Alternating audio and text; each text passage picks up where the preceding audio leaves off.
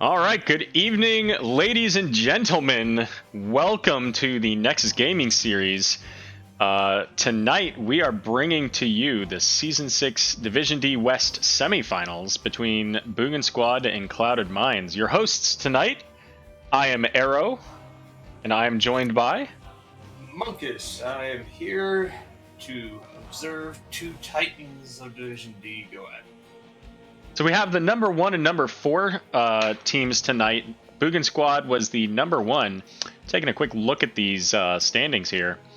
So 25 points for Boogan Squad. They really, I don't, if I remember correctly, they didn't lose any matches. No, that's incorrect. They lost to Asmo Carry, the number 3 team. Clouded Minds didn't have very many losses, but just enough to keep them in that 4th spot, the top of the bracket. Very, very competitive here.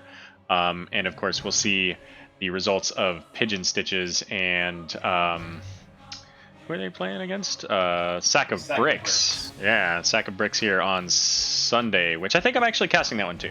So make sure you stop by on Sunday for that. But taking a look at that bracket, just again to look at this. So Boogan and Clouded at the top, Pigeon and Sack of Bricks there. So we're going into the finals with these teams here. So a lot of hype down in the Division D. There's another Division D matchup over on Murda's channel going on right now. And they'll be finishing up soon. No, that's it. I think of a different one going on right now. Yeah, Murda's got Save the Murloc versus Full Meta Jacket, the other 1 and 4 teams coming out of D East. We're in D West, they're in D East. So, and Full Meta Jacket is up 1-0 currently. So that's where we're at right now, I believe. Let me just check in with the teams because it is go time. Let me see if they bothered to take my request and tell me that they're ready to go. They did not. They're busy emoting. Guys, ready? And let's see. We got one ready. And probably the other. Oh, there's the other ready. I do want to shout out my good friend Mr. Weenus with the Bob Ross emotes in chat and the 69 bits trying to buy our love. I'm not above the purchased love. What about you, Monkus? Can't buy love. Fair enough. Well, let's go ahead and get this going. Starting it up. 2, 1. And we'll get into this right away.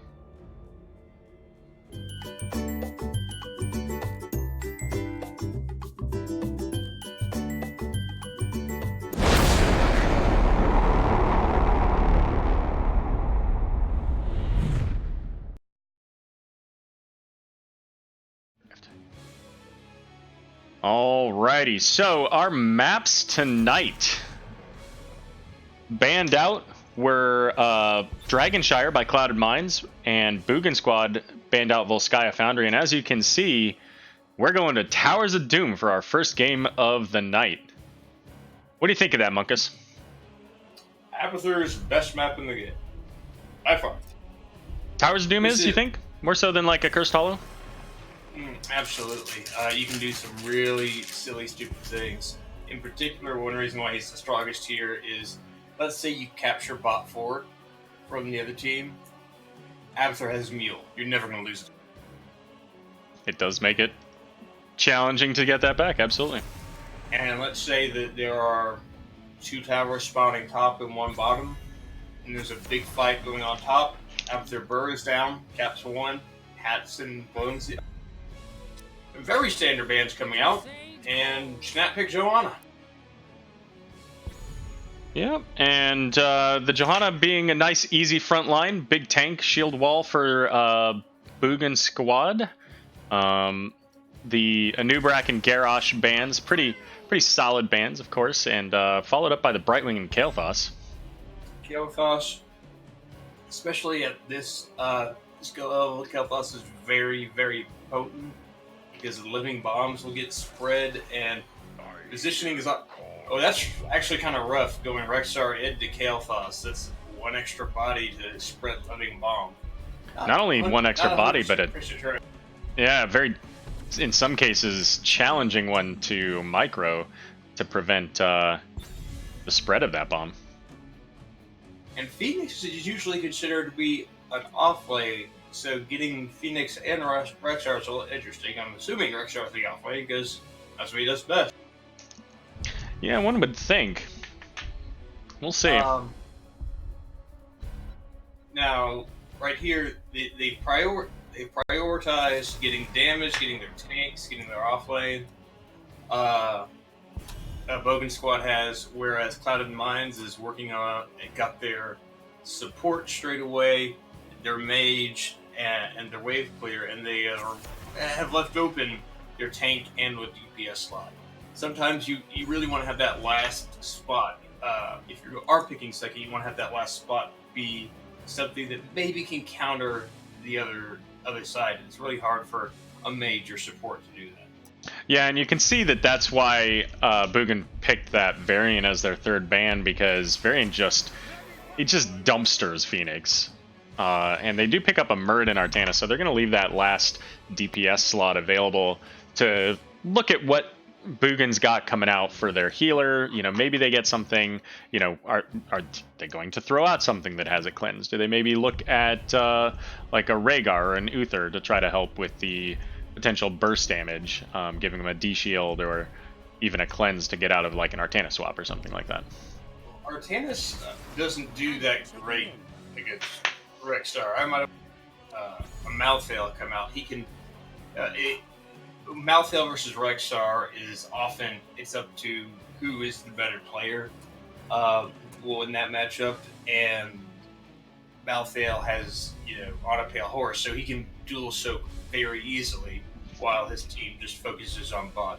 Artanis has a little bit harder problems because, yeah, you can swap the bear, but Rexstar can stay out of range of everything but a god swap, which is really hard to do here.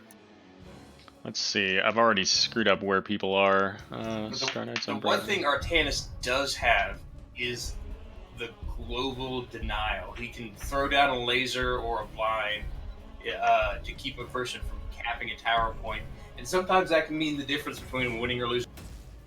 Yeah, and we do see, so Phoenix could combo off of the Rexxar ultimate.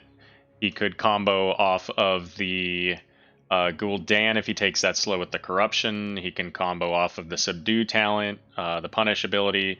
Like, there are a lot of things that can help Phoenix get value out of his ult that I can't remember the name of. The thing that does the thing. Purification Salvo. Thank you. I was like, not Planet Cracker. But Planet Cracker does the same thing that you were talking about with the Global Artanis, is it allows him to interrupt when needed. So let's go ahead and introduce our teams. I will start with our blue team. Coming at you from Boogan Squad, we've got, let's see, Mantis is on the Gul'dan. Rexxar is going to be played by Bummernut. Michael's going to be on the Johanna, Tom Peace on the Ana, and Camp Bella's on Phoenix. And on the red team, we have Clouded Minds with Tiger on Artanis, Venus on Junkrat, the Great Harl on Muradin, Swing on Kael'thas, and Star Knight on Right Wing. Let's take a quick look at the talents. Right Wing went Greater Polymorph, which is interesting. I figured here you'd want either the Bribe or the faster teleport. Everything else, third win. I'm glad to see Muradin take third win and not the improved Q damage.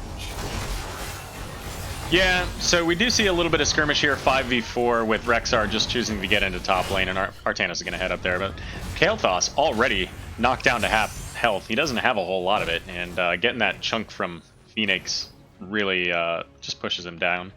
The only real quest talents we have, Gul'dan with the Echoed Corruption and Mana Addict coming out for Kael'thas, so no real surprises there, kind of expect those things. I don't really know about reactive parry on Artanis.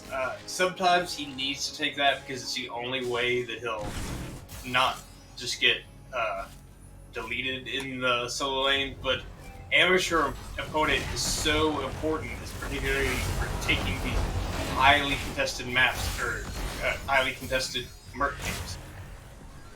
Yeah, we'll see. That is a huge difference in damage for Artanis as far as, you know, whether it's boss control, whether it's the camps, like you said.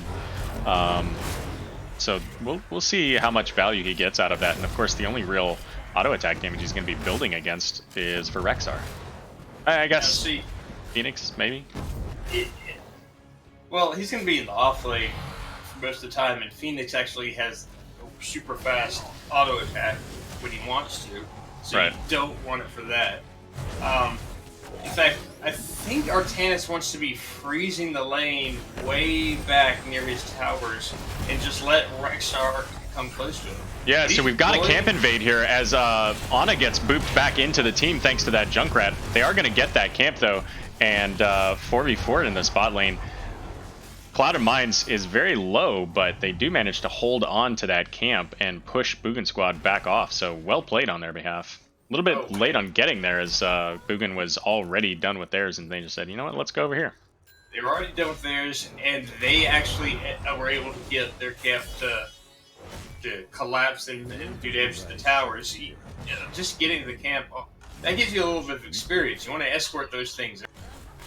Yeah, these towers still worth experience, even if the forts and keeps are not. Directly, at least. So, triple altar phase, we're seeing Brightwing coming up to the top so that she can pick this up and teleport on the way down here. Forts and keeps on this map do still give experience. It's the one map in the game they didn't change. Oh, well, fair enough. So we've got, what do we got? 3 and 3, now 4 and 3 in favor of Boogan, but Brightwing's going to come down. And now it's 4v4. Artanis choosing to fight off the Rexar. Gul'dan getting chunked down heavily there, as now Johanna having to back off as well. Clouded Minds doing a very good job here. Yep, and Brightwing will get the channel there, so 2 altars going over to Clouded Mines. Nice early game start for them to this map. They're going to need that, but don't count them out. This is the comeback map, and we've got a caught Muradin who dead Muradin, yeah. Unfortunately tried to jump away, and the B-steps coming out from Michael. Oh, and it's an invasion by Artanis. This is the type of fight he wants. He can beat this bear in a man fight, and Rexar doesn't want to get too close. So yeah, this is... Oh, this is a bad thing for Artanis now. Bad. He did get the swap out, though. But unfortunately, the Ana grenade and the condemn from Johanna preventing him from ultimately escaping. Yeah, this is why I think Brightwing should have maybe gone with the shorter cooldown on her ZN, because she could have probably been at to teleport to Artanis at his time to flee. Possibly. We did see a little bit of value here, the Junkrat getting damage in the bot lane, so not enough yet to get that tower down, but certainly enough to get some pressure. And the now top 2 altars are spawning. Looks like Boogan's going to go ahead and get their camp out. And there's just... There's a lot more on top of taking these merc camps than Clouded Mines is. Yeah, for sure. So we'll see how that affects them in the long run here. Now, Junkrat clearing up the lane just to make it so that those pumpkins are going to have to take a little bit longer. And Kael'thas and it looks like Rexar are going to hop on those points as quickly as they can. What they want here is to just cap that point and then fall back and defend off. And it looks like that's what they're going to be able to do. No real significant pressure there. The Johanna going in on the Muradin. It's just 2v4 here, so Muradin's really got to be careful as he will manage to get out of that fight. But now Junkrat potentially in danger. But he just Junkrat's in danger, out. And looks like Boogan Squad, yep, they're making a play for this camp. And being very aggressive here. There's not a lot that they can do to stop it. Clouded Mind's trying to catch up in here. As Brightwing coming in on the Muradin, Condemn going out, managing to hit 3, but Phoenix is in the back line. Kael'thas trying to finish him. Ana is super low. Phoenix is super low. Yeah, and Kael'thas as well. Michael trying to catch in on that Junkrat. Just too split. The damage was too split on the teams, and you know, if they turned around and just focused that Phoenix doesn't have any health. He just dies. They're missing their ults to get that kill. Oh my goodness. Oh, so much. Barely gets away, less than 270 hit points. Yeah, that Phoenix playing hyper aggressive, knowing that he's got shields and can warp away. And at least as yet, they have not put any significant pressure to keep Cambelas from being able to warp away. He's just doing whatever he wants and saying, you know what, you can't stop me. Yeah, it'll be interesting to see what happens when ults come online. Let's look at some of these talent choices. Ults for Clouded Minds come out. They rip fire, that's pretty standard. Purifier Beam, I like that here. Avatar, Pyroblast, and Blink Heal. Pyroblast against Ana. She does not have great self-healing.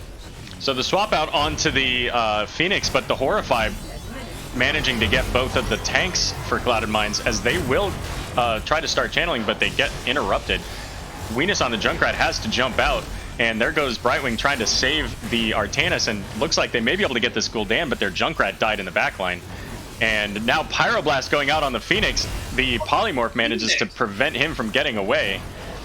But the Misha stun might just get Muradin. Almost has Brightwing too. Oh no, and you blink healed in. Oh, Brightwing with 20 health, 40. Oh, she just dies. Fine. And Artanis has no mana, and Muradin has no health. One more W. One more W. Just enough mana to get that W. But Muradin has health for days. Just needs to back out for just a minute. What a play! I cannot believe this is happening. Oh, now, all he needed to do was run away. Oh, and now Artanis has nothing, and Boogan coming back in with their full squad, or full health squad anyways. Ana's not there. Have her teleport? Oh, and the Blessed Shield coming out on the Junkrat, and Artanis pushing Artanis back again. That was a long fight, but eventually Boogan squad comes out on top. And they're going to look to invade now. And there's the Riptire coming out, forcing him to go back now. Johanna popping her Iron Skin as Rexar will send Misha into the fray there. But Brightwing is getting obliterated, and she goes down. Huge! Here comes the purifying laser thing that Phoenix does. We talked about the salvo. There we go. As now Artanis is going to drop as well. They're just folding to this big damage coming out from Boogan squad. Yeah, I don't think you should ever really let Ana go through this, showing why. Yeah, Ana's such a strong support in that Nano Boost just brings so much to the table for their team. And this is a dead fort. This has bad fortunes for Clouded Minds because. Did I lose you? No, I'm still here. Okay. All right, am I cutting out? No, you just said because, and then you stopped talking. So yeah, so they get that camp in the bot lane, and now they're just ignoring it. That seems questionable. That's 3 points that they're just going to give away if they don't go stop that. But instead, they want to come up here and stop this push in the mid. But the big Blessed Shield goes out, hitting Junkrat there, knocking him back, and the grenade prevents any healing on him. So that is a big loss for Clouded Minds going into this. And the fear, the laser going on Gul'dan, but it's not going to be able to finish him. They've got to get down now, and they have 2 altars and these pumpkin sappers going in. I think the best they can hope for is to keep the pumpkin sappers from going through. But Artanis says, no, I got this. I'm 1v5ing. No, you're dead, Artanis. Nice knowing you. Rip. Hey there. Okay, so now you're not saying anything, just so you know. I see you popping up. Oh, the Purification Salvo comes out. Just barely able to survive there, and here comes the Riptire. Trying to get this Gul'dan. I don't think it's going to make it enough. Yeah, 390. And Muradin trying to get on the Phoenix. The Gravity Lapse going out. And Venus in a difficult position here. Knocks people away, but misses himself, so he does go down at the line there. Any luck, Munkus? Now you're not even lighting up.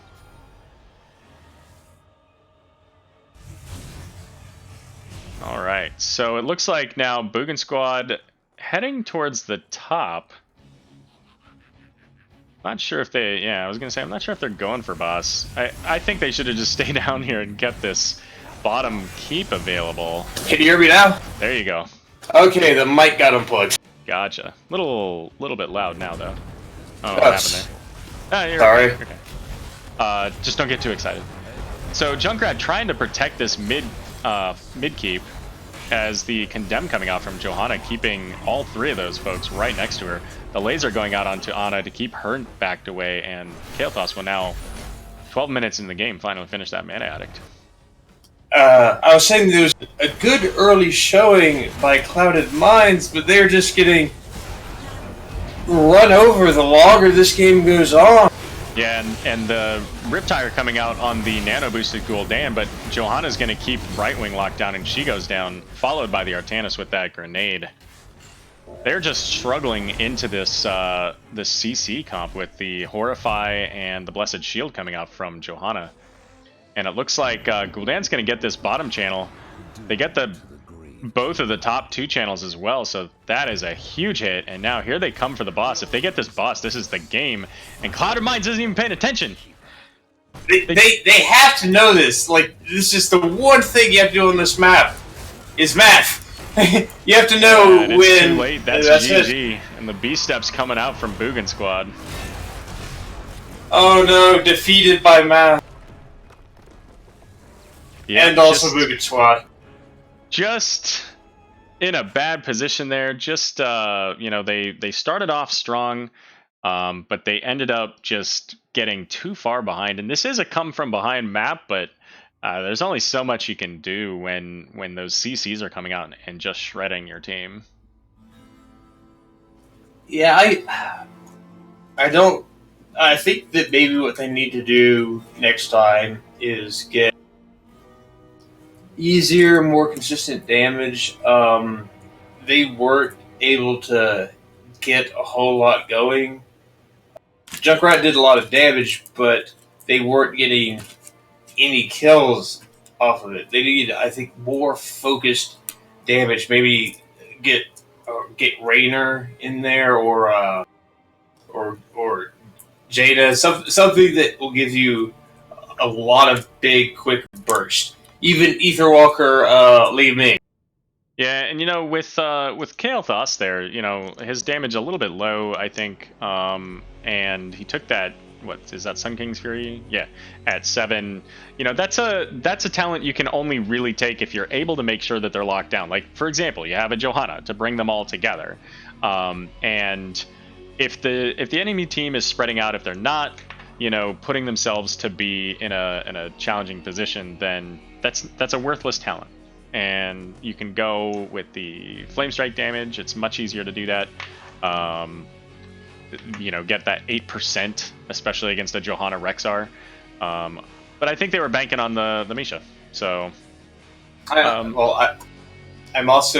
don't know about Muradin, because what they really wanted in there was for those point fights, like all those invades on the points. They should have won those because they had Kael'thas. They had all that area denial, but Muradin just wasn't able to get in there and stay in there and lock people down. Not like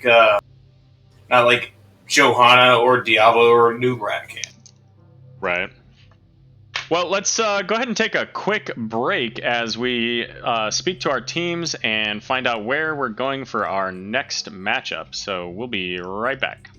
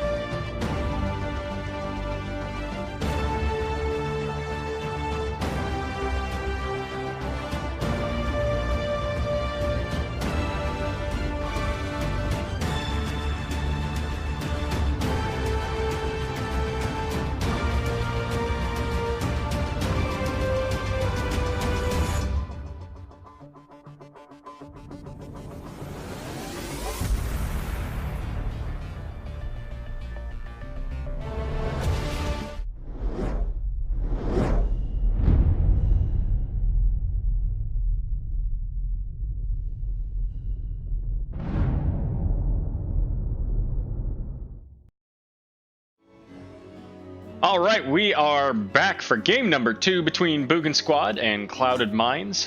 Just a quick look at our maps here. So first match was on Towers of Doom, picked by Clouded Mines, but Boogan Squad managed to pull that one out. This map, however, is going to be Infernal Shrines, and this was selected by Boogan Squad. Both teams electing for that preferred first pick. Let's see if they're ready to go.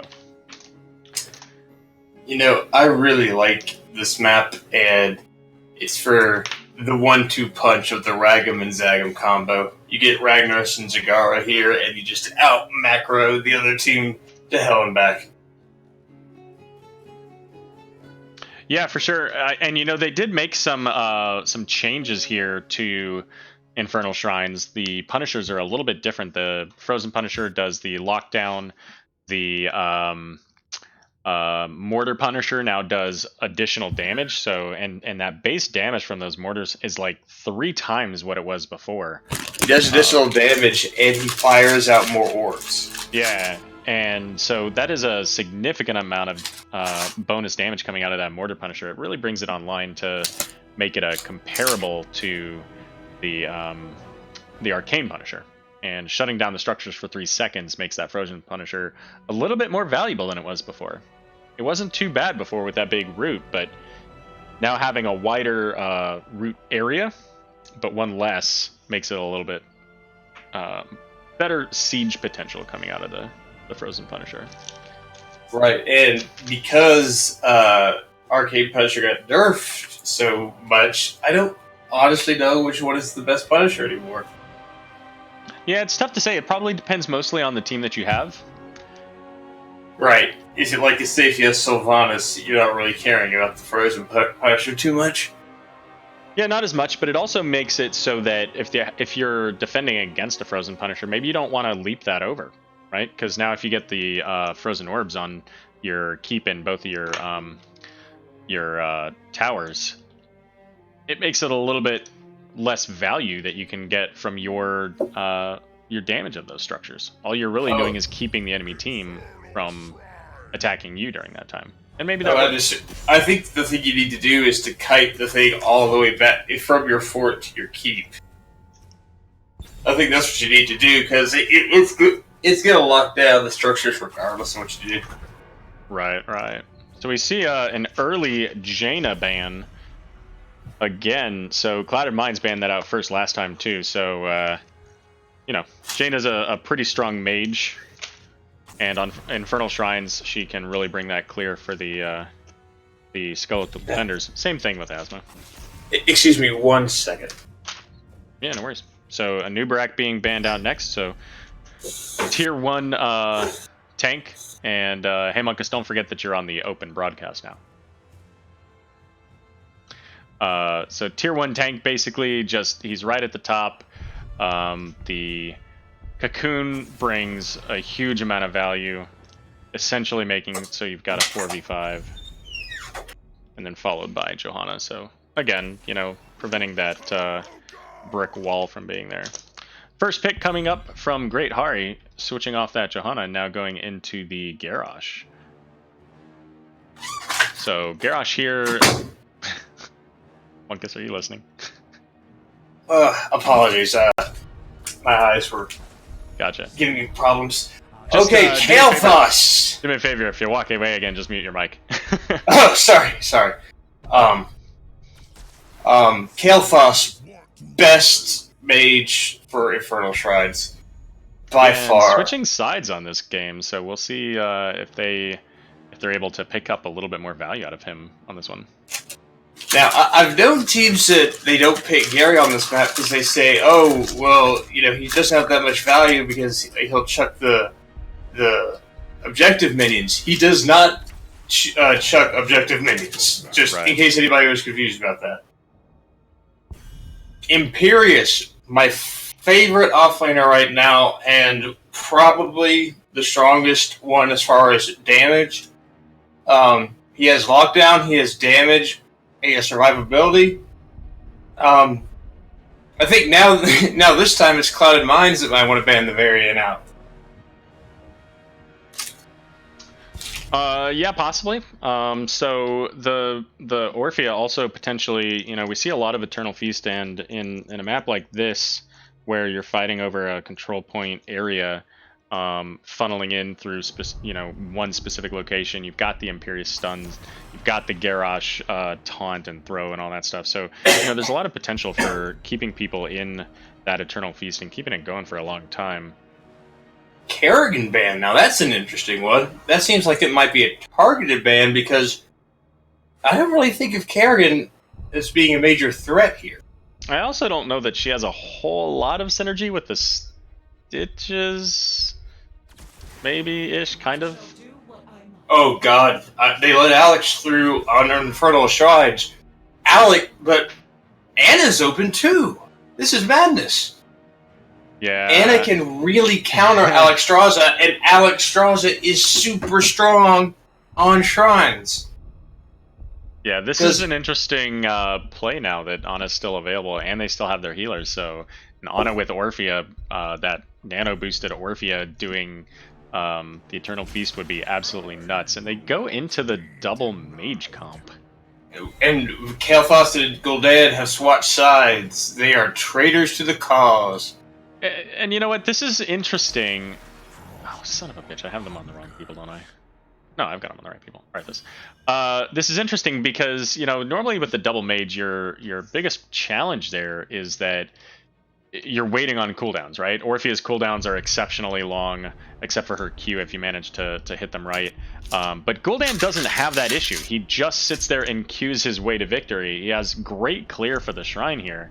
So I think what you've got out of Boogan is, get the hook on somebody potentially. Obviously, it's not going to happen well on the skeletal defenders, but get the hook out there, and then use the combination of Arthas and Gravity Lapse from Kael to keep them locked down for Raynor to just destroy them. I think that's what they're going for here. Or initiate with Arthas, get the root, go from root into hook, and then get the chain stun going.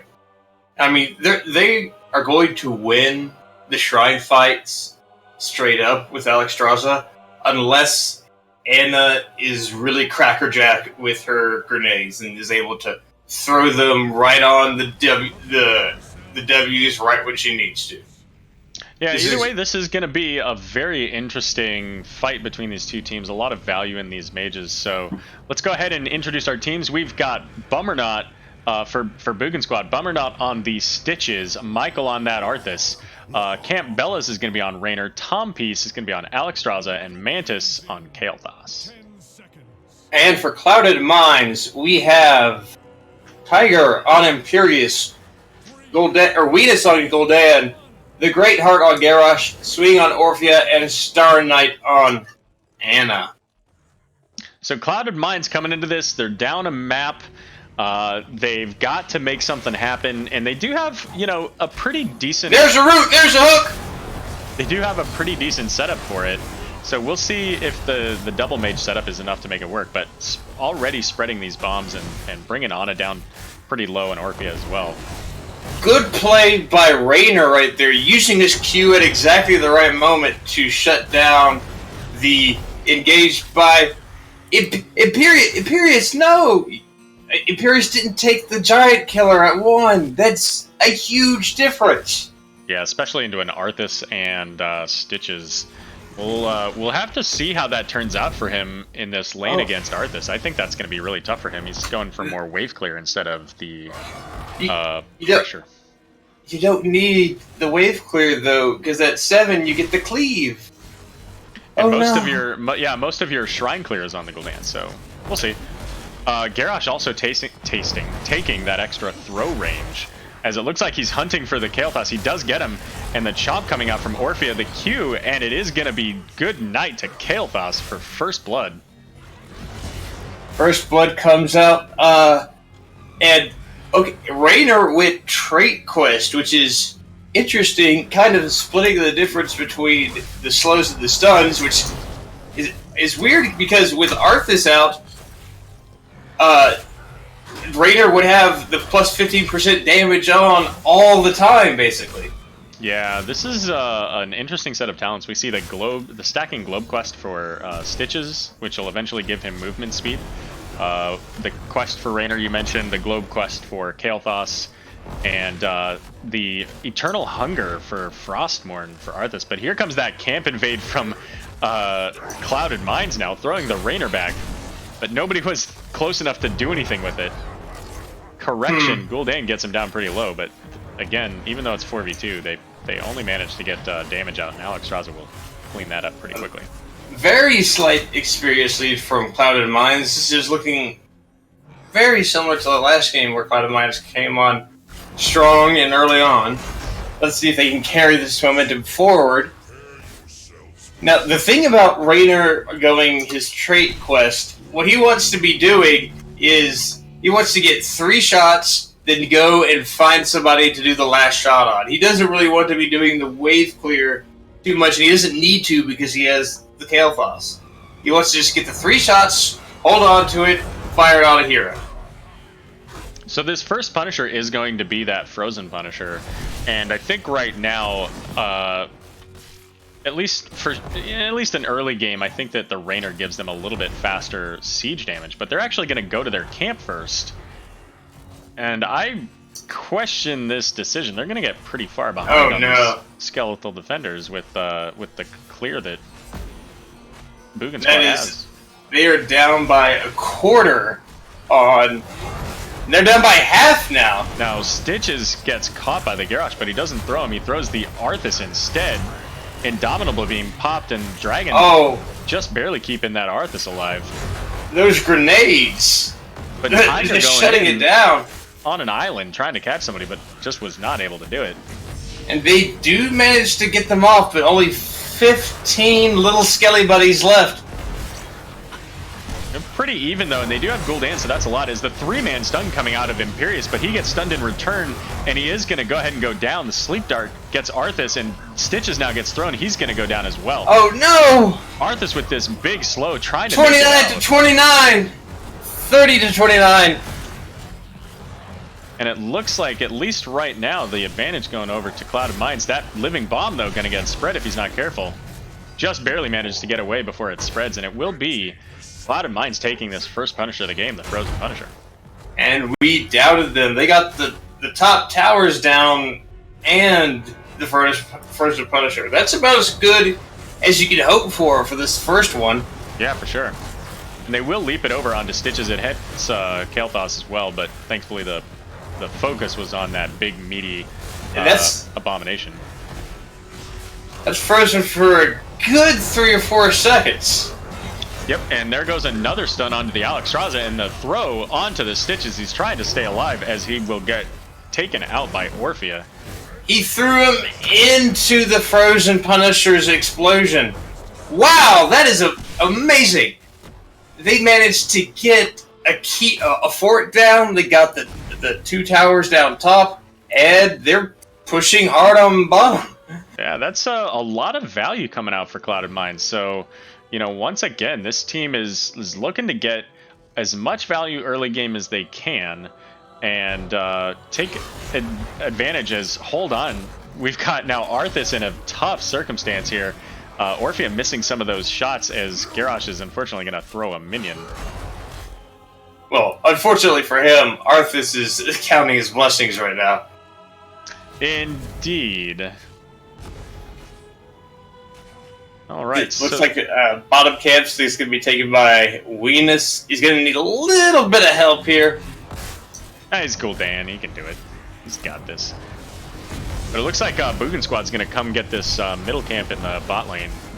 Imperius knows that they're there, but there's nothing he can really do about it. I mean, 1v4, he's just Imperius, and he didn't take that % damage talent at level 1. Speaking of which, he did take the heal at level 4.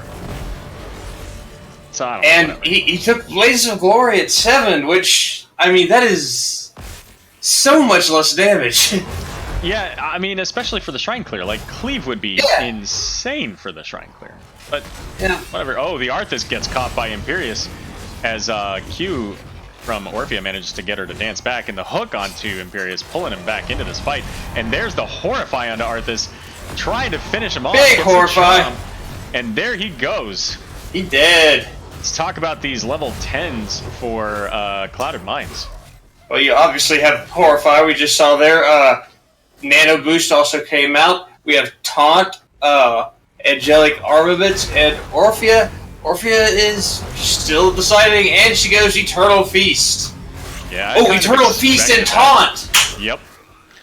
Kind of expected that with the Angelic or Celestial Charge, and Imperius not paying attention here at all. That was a questionable ult choice. What? Tiger was extra concerned about that minion that was hitting him in the steam vent.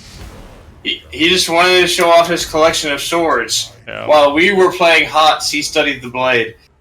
So we've got, for Boogan Squad now, they've got Cleansing Flame from this Alexstrasza, Putrid Bile for the Stitches, Rainer's Raider for Rainer, the Pyroblast coming out from Kael'thas, and Army of the Dead for Arthas. Again, you want to try and counter that Anna by throwing the Pyro on her face so that she can't do anything about it, and a lot of Alexstrazzas like to go Lifebinder nowadays, but you can't do that into an Ana because of the grenade. And I almost question the army even for the same reason, but we'll see how this turns out. Dragon is popped. The taunt goes out. Oh, God! There's the grenade. There's the feast. Flame keeping him just bombs alive. Bombs. And Garrosh is gonna go down to the Pyroblast. What just happened? Positioning happened. Living bombs all over everybody. I'd love to see an instant replay of that. That's the difference in like what Kael's supposed to do. And Gul'dan up here trying to get away from Arthas.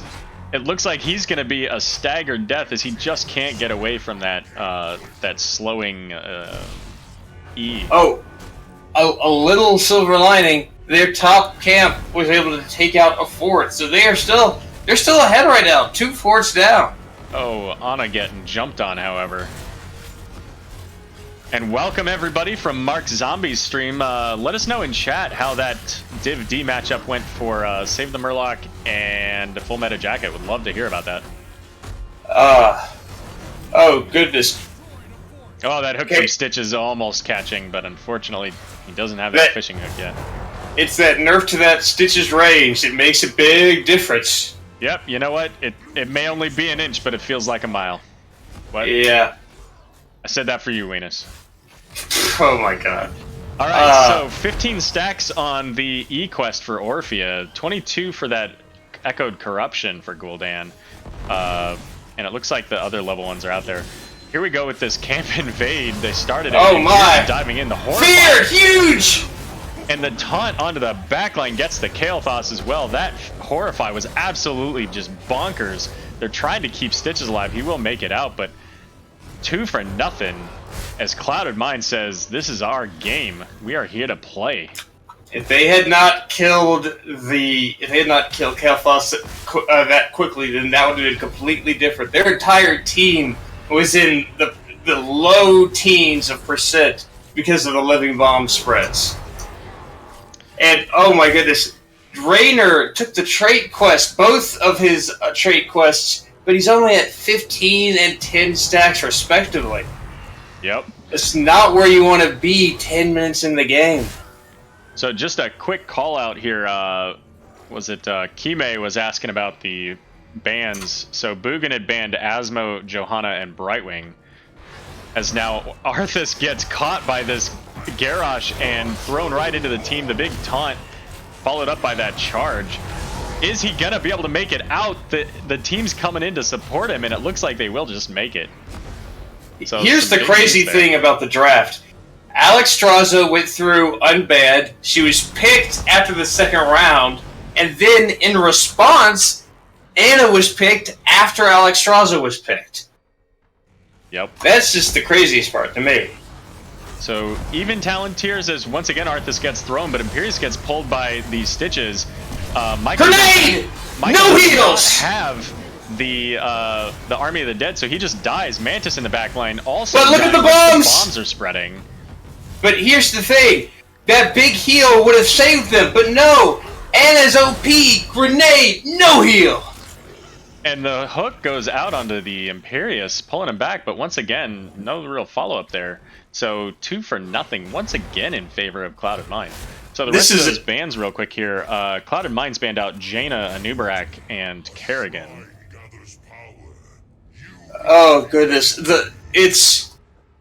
you just can't let Anna through. She's a problem right now. Like, Anna is carrying this game. Like, I'm not saying that to denigrate anybody on either team, but those grenades have been the difference maker. Yeah, for sure. So we've got both teams are at full strength. Level 15 right now, almost 60 coming up for Clouded Mind. So we'll see if they decide to delay at all. Oh, this fishing hook there, almost catching. Not the talent fishing hook, but just a fishing hook. Imperius Gotcha. charges in, looking for that big Horrify, but Gul'dan gets caught in the gravity lapse as Living Bombs are Here come Living Bombs. That is a nano boost on a Garrosh. I don't know if that's what you wanted. That's a dead weakness. That's flame.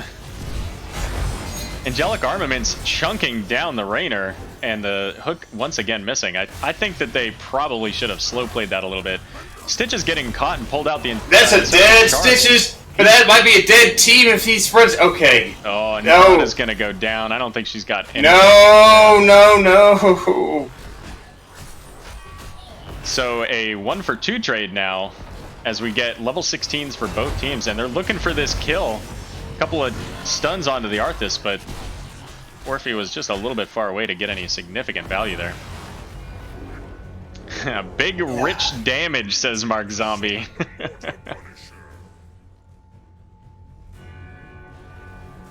Alright, so Garrosh looking to pop that over. He pops his Indomitable. There's no wall though, so he's just trying to get it over here. Let's see how this goes with this border. This is how Boogan is going to be winning these team fights by throwing out Pyroblast onto the Anna and getting her out of the fight, because she completely negates Alex. It looks like Boogan's going to go ahead and pull back now that they've got that top fort out. They've equalized the catapult pressure. Absolutely the right call. And they've got, you know, equal forts at this point, 2 and 2 down. They're trying to make it mid. Yeah, they're trying to get a little bit of the advantage here. I don't know how much you get from that. I might just take all the camps on cooldown here and then go and take the top camps after that, because they'll be up in a minute. We got a bush gank coming. Stitches throws out the slam, but he gets thrown behind. He's isolated entirely, but the Putrid Brile will get him out. However, bye-bye! Gul'dan is obliterated, and bomb sitting on the Garrosh. Imperius charges in, but that could be his death. They've got an Arthas slowing him down. The into the fray, out of the fray from Garrosh. But he did take Ignite, so more living bombs going out. And given how much they've been spreading the bombs tonight, that's going to be a ridiculous amount of death coming up soon. Yeah, and they do have the, well, they did take that talent I mentioned earlier, the Sun King's Furies, so they're getting that extra damage every time that spreads. They also took the slow on Living Bomb, so a lot of value coming out of that Living Bomb. Took the slow, not the cooldown reduction. Okay. I like it, but I think this is another situation where it would have behooved Raynor to have taken the plus damage on slowed targets. Yeah, that ace in the hole. Yep. So cleaning up the bot lane here, getting this XP soaked. They're a little bit behind Clouded Minds are in the XP now. And Boogan Squad saying, hey, you know what? We see you. We have a wave. We're just going to shark around and show you where we are. Yeah, I agree with Milk Ducks in the chat. He says that here comes I hope that the big bombs. Big bombs! Bombs getting spread! More bombs! Another nano boost on Gary. Is this intentional? Well, it could be, because it gives him cooldown reduction. Yeah, cooldown reduction and increased damage. You know who would like that? Orphea. Yeah, I'm assuming that's somewhat a mistake, but who knows? It also increases his healing potential thanks to the Bloodthirst, but Imperius gets pulled in, and he's got Angelic Armaments to shield him, but He's Bombs! isolated. He can't do anything. Okay, Gets out of her D there and starts running away as quickly as she can. They need to just book it. They need to scarf her off here. Oh, the hook from wow. downtown. That extra 3 seconds was just Stitches calculating, doing his geometry homework and saying, "You're mine. You aren't getting away from this." It's like that scene from The Hangover where all the math is going past Galifianakis' head, and it's just like, "Oh, I got this." But I want to bring some attention to what Milk Duck said. He said, "I hope that Kael'thas goes Master of Flames at 20 is such a stupid talent, but he'll clean up with it." And I agree on all points. Normally, I don't think you should go Master of Flames because it's really easy to mitigate, but these bombs are getting spread so much, they'll go on until everyone's dead if he takes infinite bombs. Yeah, and Clouded Mind still doesn't have their Ana, so they're looking to get whatever value they can out of the bot lane. You know, they've got a wave coming in. They want to push this down, at least get a fort out of this, because they are going to have this frozen Punisher coming into their fort.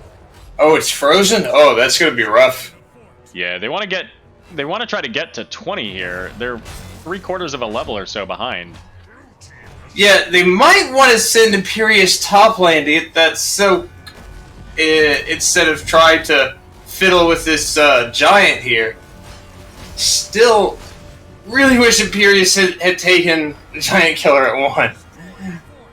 Yeah, especially against that Stitches, just so much health, especially with him taking the Globes quest now. He's got 30. 7,600 HP! Yeah. Good lord! So the Punisher now is about to shut down this tower and the keep. The root going out onto Imperious, so he's got to be careful here as he pops his E. And the Punisher stuns too, and the root's coming out shortly after. Look at all of those! Oh, and Living Bomb! No, he went Flamethrower, which is the smart choice, but I still would love to mean. Oh, this might be game. But there goes the Kael'thas, so they're not out of this yet.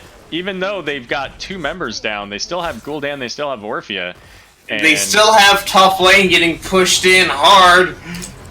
And the root onto Ana and Orphea, they've got to be super careful here. 1 death and this is game over for sure.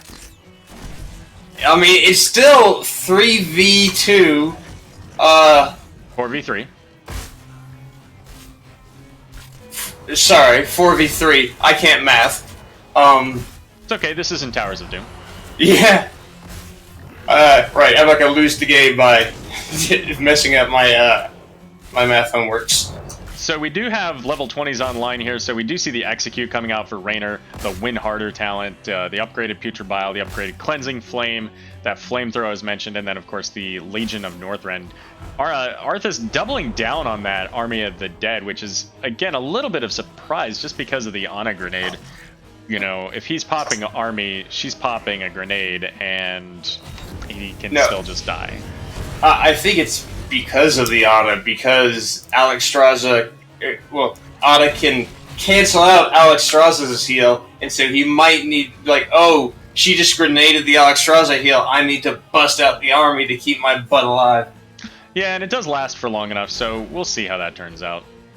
Look at all this blue on the map. It's blue up a D up a die. And it looks like they're setting up for a bush gank here. We've got Stitches coming in, just trying to find a hook, and that Unstoppable from Garrosh probably saving his life. Huh. You can't hook me. I'm invincible. So we got pressure in top lane, we got pressure in mid lane, and the next shrine is an arcane shrine. I'd say just put, if you're not going to end, just go get that top camp now. It just popped up. Both top camps invade! They're showing bottom now. Oh, now Clouded Minds knows it's a free camp. Yep. So they'll get the camp clear. The mid camp is not up. So there's only one place for them to go to do anything if they want to be not if they want to be productive. And timing this top shrine or this top camp is crucial for them because it's going to give them the pressure in the top lane with that constant catapult presence to make it so the Clouded Minds has to respond. What they need to do is what they're doing right here and not go to the shrine, go to the top, kill that summoner, and then run at the other team. So we've got Clouded Minds coming on, trying to get as much value out of this camp as quickly as possible. They see the whole team is up there. They know that at some point they're going to have to send somebody back to deal with that pressure. So they're almost at half here, and here comes Boogan Squad. And the taunt! Here goes Eternal Feast with the fear. Mantis and God! Getting chunked. And that's excellent counterplay by Orphea. She sees the W come out from Alex. Well, guess what, homie? It's getting feasted on. That is a bullseye target, but look at this. Core now has pressure on it as Imperius is going to go down. He went a little deep for that, but he helps to secure the Punisher thanks to that. Yeah, they 100% needed this Punisher. Orphea is going to clear it. It doesn't look like there's going to be any lasting damage. This game might go on for quite a while. This Arcane Punisher, I again, because of the nerfs to it, I don't know how much it's going to get accomplished. Yeah, we'll see. The Arcane Punisher still does a pretty significant amount of damage. It scales more, but it started with a lower base. So I imagine that it still ended up very similar in net damage. But as you can see, they're just melting it down. The keep is taking damage, but it's there's a possibility it may not even die. No, I don't know. Nope, it's dead. They got it. But now here's the... You gotta watch out the counter engage. You don't have Orphea, you don't have Imperius, and there's only 3 of you. And a fishing hook. The funny situation about the map pressure. Boogan has top and middle lane, got the keep taken out, and Clouded Minds has the bottom keep taken out. So depending on what kind of shenanigans occur, like say if the next shrine is in the top lane, then it's entirely possible for one team or the other to win entirely from their minions while the other team just ignores it. Well, Arthas gets thrown in, the big taunt going out, and he gets obliterated as the fear going out onto Raynor and Stitches keeps him from getting away, and Garrosh trying to catch up to that Raynor, but that 45% slow coming out from Stitches keeps them from making any additional progress on this. Now, this is not going to be game here unless something crazy happens, because we got 2, soon to be 3 catapults heading to the core. They need to go back and deal with that. Yeah, I think this was a questionable call for Clouded Minds. I think they should have gone back, taken that bot camp, sent 1 person to deal with mid lane, sent 1 person to push off top lane, and keep that pressure going in the bot lane. They did this all in the wrong order. Right, they need to go do the bottom camp right now, and then immediately pivot from bottom lane to the top bruiser, and then the invade on the enemy team's game. Yeah, I don't know if they'll be able to invade on that, because by that time, everybody will be up. So they'll have to be watching for Boogan Squad to come down and respond to this before doing that invade. And I just don't think there's enough time for them to do both of these camps and all of that before they clear the spot lane and make their way up to their own camp. So we'll see. They do have the value of a Horrify and an Eternal Feast, so being in a properly positioned spot could allow them to be able to take that fight. And again, the key to their victory both of these last couple of fights has been making sure that Kael Thos dies basically immediately. Yep. Arthas has been helpful, but Kael Thos has really been the linchpin here to make sure that they get this. Now, both teams know where they are. So right. It doesn't do you a whole lot of good to stand in a bush when everybody knows you're standing there. Yep. And here comes the Bruiser camp right as the shrine is being launched. Boogan Squad. They're about to have some katas on their core. Yeah, and the 3 katas are pushing in to Clouded Minds core. That hook just barely missing the Garrosh as Garrosh is going to throw in the Oh, Arthas. big pitch! Manages to get the taunt onto those tanks, and down goes Arthas. But that's a dead Gary!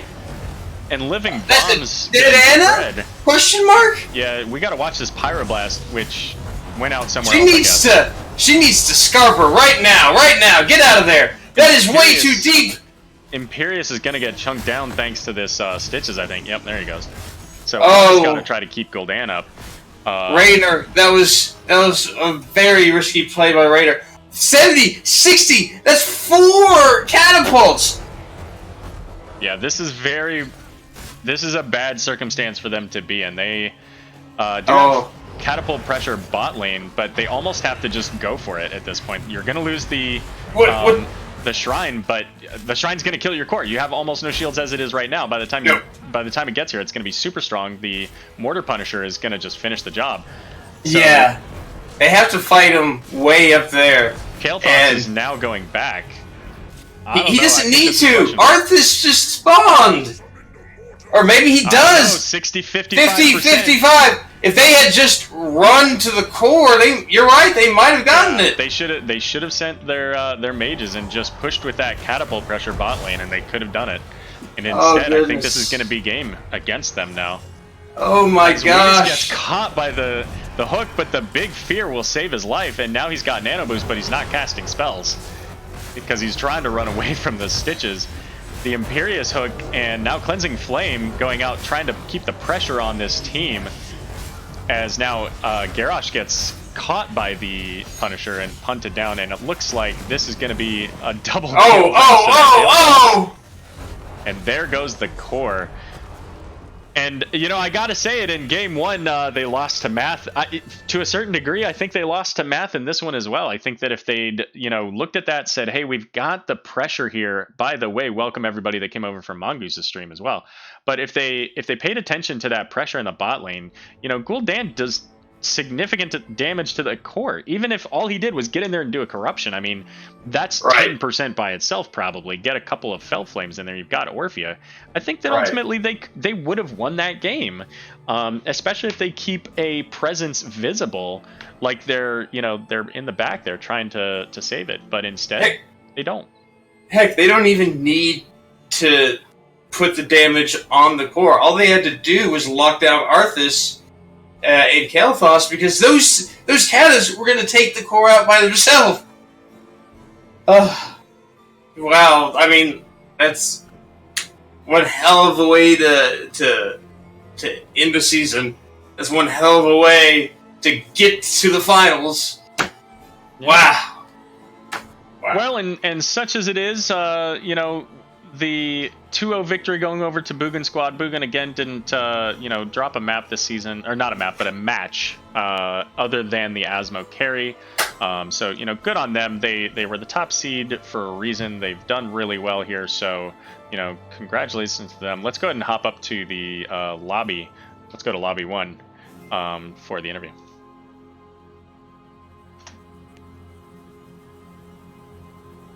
Tom Peace, welcome. What's going on?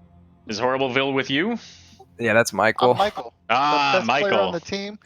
The best player on the team.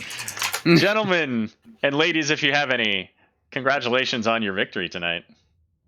Thank you very much. Thank you. Yes, congratulations. What a wild set. What a wild game, too. Yeah, those catapults, man, they were hurting down there. Our game plan devolved into let me die because they wasted all their cooldowns and then killed them. Yeah, absolutely. I mean, the matches were, map 1 rather, not match, but map 1 was pretty heavily in favor for you guys. You managed to get the triple altar, you kept that bot lane, you kept the pressure up, you got, sappers going on, and then you said, hey, 1 + 1 = 3, and we can go kill this boss, and just like, what was it, like 28-0 at the end there? Very strong showing. Yeah. And then the second game looked a little bit more challenging as the fights went on. So, how was it for you guys in this series? Going from a game where you just absolutely dominated to one that was a little bit more of a struggle. It's It's interesting because you try to figure out exactly what the way you want to play, and especially on that second map it's tough because at least for Alexstrasza, if we don't get a lot out of the dragon at the beginning there, then it's not a lot of healing going out, and so it's just you got to kind of wait for some good combos. And I felt like the first game we had a really good idea on what we wanted to do, and then the second game, once we were kind of getting the throw and they were just taunting and blowing somebody up, it was like, all right, what do we need to do here? In hindsight, I think me getting Arthas was better than me getting the Kerrigan, though. I would have been blown up a lot Oh faster. yeah, 100%. So Kerrigan was a target man. Oh yes. Oh yeah. Okay. We were wondering about that. Yeah, but overall, I think we felt pretty good on it, and we just tried to figure out a game plan and stick to it. And round one was a little easier, and second one they put up a good fight, and they did that the first time we played them too. They had a really good game the first game we played them. So Sure. Well, you guys played that really well. Were you at all concerned about the fact in game 2 there? So this is directed at you, Tom Peace, that they took the Ana after the Alexstrasza, because we were kind of surprised that didn't get banned. Right. yeah, I mean, she definitely makes it difficult, but I just felt like, just with the shrine there, I mean, Alexstrasza is just so strong regardless, even once I pop Dragon and have a flame going, I mean, there's still only so much that she can prevent, so. I don't know. It seemed like she was the difference maker in a lot of those fights where she was able to shut down your healing and was the reason why they got those kills and won those shrines. Like, it was a pretty amazing job by their Ana player throwing those grenades out just at the right times. Yeah, for sure. Did well, but not well enough. Not well enough. Yeah, that putrid bile at the end too. So, there was that fight over that bottom camp, which I believe Arthas died to, if I remember correctly. Mm-hmm. And then you guys popped that putrid bile at 45% slow thanks to that upgrade. And you just watched as you walked away, right? And because that could have been game ending had they been able to catch, one or two of you. And I was a little bit surprised as the wall of catapults got pressured onto your core. Did you guys catch that, or was that a kind of an oh shit moment as you're finishing up the shrine and saying, you know what, we gotta send somebody back to deal with this now? Like, how did that go for you? Yeah, I think Michael was, while he was dead, we were talking about how he was going to come back and clear. We didn't think that was going to start going down that fast, but it worked out in them. But yeah, we had an idea that they were there, and we just needed to finish off that shrine there. As long as we killed the Katas, it was pretty much GG. So, and then that bottom play there, when Stitches got away, usually Mr. Bummernot takes the Gorge. So I honestly didn't even realize he took the other one, and I saw him running away with his gas behind him. I was pretty happy. So yeah, I bet. I think that if Arthas had been killed maybe 8 seconds later, then those Katas might have had a chance to finish off the core, because they were they were laying into it. Well, they were talking about. I think we were going to send KT back, but I was like, I should be able to get it. So I think we still had. I still think we had the Katas taken care of, but it did a lot of damage. That's for sure. So, what was your guys' favorite moment out of this series? And I realize that may be different for each of you, but whoever wants to answer the question. I would say that first game we played, just because of how well it went, and earlier we were playing some games in Storm League and they weren't going so hot. It was a little demoralizing, so it was nice to get a game like that where we felt like, okay, this is good. But yeah, I don't know. As far as a particular moment, I don't know. What do you guys think? I would say my favorite moment was when Asmo Carry lost against. Yeah, they're a kryptonite. I wouldn't say necessarily a moment, but definitely playing with the guys in our team and watching us improve over the season and our teamwork getting better. It's definitely been fun playing with these guys. Well, you guys have really done a fantastic job. This is not the first time we've had an interview.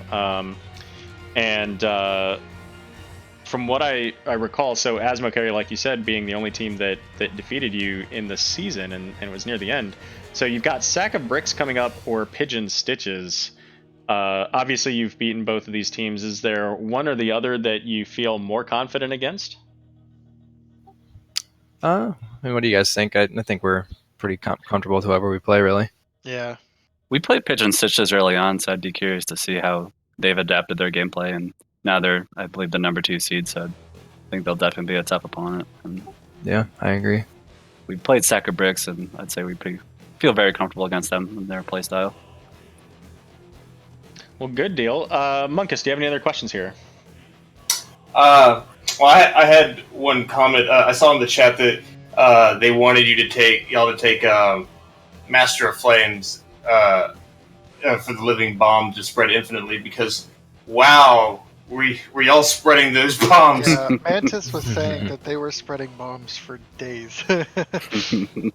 It seemed like a very binary sort of thing where if Kael'thas was blown up and killed in 2 seconds, then Cloud of Mines would win the team fight. And if he wasn't immediately destroyed and left as a desiccated corpse, y'all would just annihilate their team, just running roughshod through them. Is that how it felt to y'all? Well, that last fight when it was essentially 4v5, we'd made the call or the decision earlier. When I die, they wasted a lot of ults on me. So yeah, I mean, we knew that the Kael'thas damage was gonna definitely help us there. It's how we won the team fight. So he won us a 4v5. So yeah. Good. Interestingly enough, y'all's damage was actually quite low compared to theirs. Did you notice this? That y'all won a lot more team fights, you got a lot more kills, but Gul'dan had 94,000 damage, Orphea had 92, Kael'thas only had 67,000 damage, just 3 or 4,000 more than Raynor. Yeah. I think when you're just kind of getting some kills and you're winning some fights, I haven't really paid attention to it. As long as we're getting the kills, I guess that's all that matters. But they were definitely raining down some damage there. I could definitely feel the pressure on that one, 100%. What it says to me is that y'all were when you killed them, y'all killed them super fast. Yeah. And they would poke y'all a whole bunch of poke y'all, and then you would heal and recover.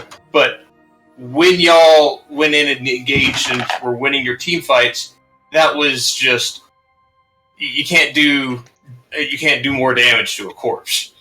Yeah. I think that their Gul'dan had a lot of really nice fears or whatever that really won a couple of the objectives there. And I think one of the times Michael got thrown in and I was trying to pop Dragon and then Flame to try and save him, and he feared me away and it kind of just ruined it. So he had some really nice placements on his fears there for sure.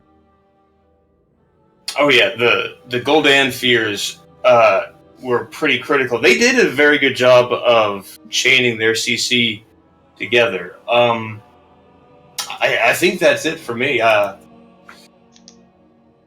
Y'all did a great job, played a great couple of games. It was a pleasure casting it. Very much. I want to call out, Bummer, we got you in chat here, so I want to throw this shout out to you, buddy. That top, not quite top lane, but between the mid shrine and the top lane catch onto the Ana from a mile and a half away with absolutely no vision on her was clutch. Like, that was... I could see the calculations going on as Stitches is like, there's a rock between me, pi r squared, bam, and suddenly Ana, and it's like, oh shit, that just happened. That was an amazing hook. Thank you. Yeah, I was shooting in the dark there. I had a rough idea where she was, but yeah, I was shooting in the dark. He was wanting one all game too, and he got one right there at that crucial moment, which was. And I haven't gotten to play a lot of Stitches in NGS here, only a couple of games, but I gotta tell you, that's the moment you live for as a Stitches player. Just a blind hook off into nothing that you're pretty sure is gonna hit, but you're not 100% confident. And when you do, just watching that corpse explode. Yeah, that's pretty awesome when that happened. Well, good deal. Gentlemen, we're going to go ahead and give you the floor for shoutouts for any comments you want to make to your opponents that you just defeated. Shout out to Weenus again for those bits earlier. He tried to buy our love early on, but obviously, we don't have any choice over the standings. And potentially your opponents for next week. I just say, I mean, they're a good team too, and it's been fun playing against them and against everybody here. And kind of the same thing I've said a couple times here is we enjoy playing together, and got a shout out to these guys because they do a good job, and we're looking forward to. I can't. Who is it we're playing next week? Do we know? We don't know yet. We don't know yet. However, Okay. I'll tell you where you can find out. Right here, baby, on Sunday. Don't worry. I watch them. I want to know what they play, so I know what to demand. I'd like to also shout out myself for how good I am at reporting games. I know it makes your life easy, and Yeah, as your div mod, I greatly appreciate when those games show up on the tournament. So thanks for that. anytime. Any other shout outs or comments, guys? Anybody want to shout out to, I don't know, Valkyris's mom or anything like that? No, just GG to our opponents. They played a very good game, especially that game 2, and hopefully next season we'll see them again in the playoffs. Yeah, that game too could have been anyone's game, and I appreciate you guys casting us here at NGS, and looking forward to our next match. For sure, guys. Well, thank you very much for joining us this evening.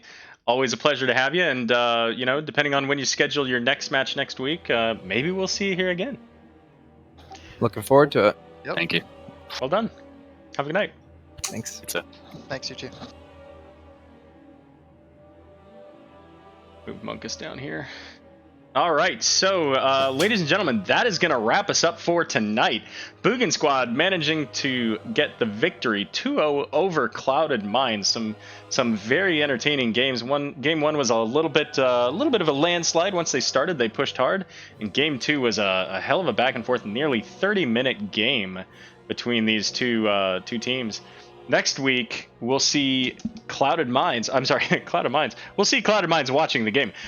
We'll see Boogan Squad coming up against either Pigeon Stitches or Sack of Bricks, which you can actually see that matchup here on Sunday, I believe, at 5 o'clock Eastern Time, if I remember correctly. There's also, if you're looking for other games to check out here, there are, let's see, we've got PFM versus Nobo Eastsprouts. That's a Div 8 game tomorrow night, late at midnight. And then for Div C, we've got Ginormous Jaegers versus Rush B. That's C West. That'll be cast at 7 o'clock and is going to be, apparently I'm casting that game. Pigeon Stitches is being cast by Moist Weenus. Shout out to Moist Weenus. Thanks for the bits. So Pigeons and Stitches and Sack of Bricks is at 5 o'clock, but it'll be on Moist Weenus's channel. And then also Wholesome Halfwits and 10 Armor is not yet cast, but that'll be showing at 6 o'clock. So hopefully somebody will pick them up. So if you're looking for a game to watch, check the calendar at nexusgamingseries.org/calendar. A couple of matches have not yet been scheduled, but expect to see those here in the next couple of days. I'm Arrow. That's your I'm cue. Monkus. Thank you very much for joining this evening. Monkus, do you have any closing thoughts, comments, or anything for the chat? Thank y'all. Y'all been a lovely audience. It's great games tonight. And I'll hope to see y'all next season. Good deal. Well, thanks for joining me, Monkus, and everybody else have a great rest of the week, and we'll see you again this weekend.